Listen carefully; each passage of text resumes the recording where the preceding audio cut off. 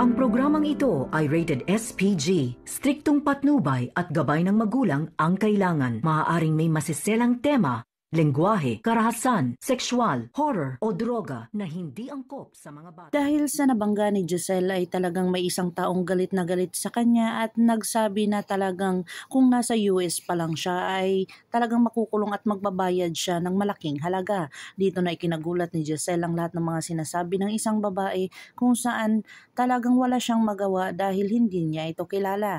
Dito na nga talaga kinausap niya itong si Moira dahil sa pumasok doon sa Apex Medical Center at talagang pinagsabihan siya na wala siyang kwentang ina dahil pinabayaan at hindi niya mararamdaman ang tunay na pagmamahal ng isang ina dito sa kanyang anak. Kahit ano ka laki na ang kanyang anak ay talagang mafe-feel niya sa kanyang sarili na may anak pa rin siya at kahit ano pa ang mangyari ay hindi niya pababayaan ang kanyang anak.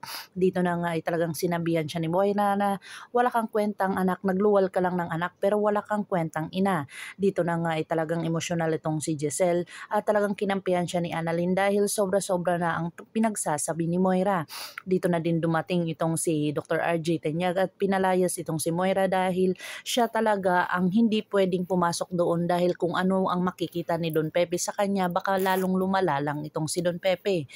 Dito na nga napalayas na itong si Moira at kung saan kinausap ni Annalyn itong kanyang tiyahin na magpahinga muna. Dito na nga pumunta si Giselle sa kwarto ng kanyang ama at nagpakita ito si Don Pepe at talagang pinagsabihan siya na tumahan na at talagang magkikita na sila ng kanyang naudlot ang kanyang panaginip at niyakap niya itong kanyang ama at sinabi niya dito na hindi pa siya handa na mawala ito.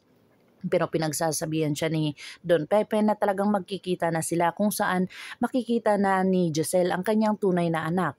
Ito na kaya ang isang babae at isang lalaki ang tunay na pamilya ni Giselle kung saan manghihingi ng tawa dito si Giselle sa kanila at talagang pinagbintangan na naman ni Giselle itong isang babaeng misteryosa na kung saan ay hindi niya pwedeng pagtangkaan ang buhay ni Don Pepe dahil mahal niya ito at kung saan kung sino ang pwedeng pagbantaan niya ay kundi ikaw. At sinampal ito ni Giselle itong babae. Dito na din tumanggap ng isang sampal si Giselle sa kanyang tunay na anak kung saan hindi niya pa ito kilala at lalong-lalo na ipinagtataka ng kanyang mga kasamahan sa Apex Medical Center kung bakit ganun ang nangyari. Dito na nga pakakabangan natin ang mga susunod pa na episode na ito. Ang abot kamay na pangarap. If you like my story, please like, share, and subscribe para ma-update po kayo sa mga susunod pa. Yun lamang po at maraming salamat.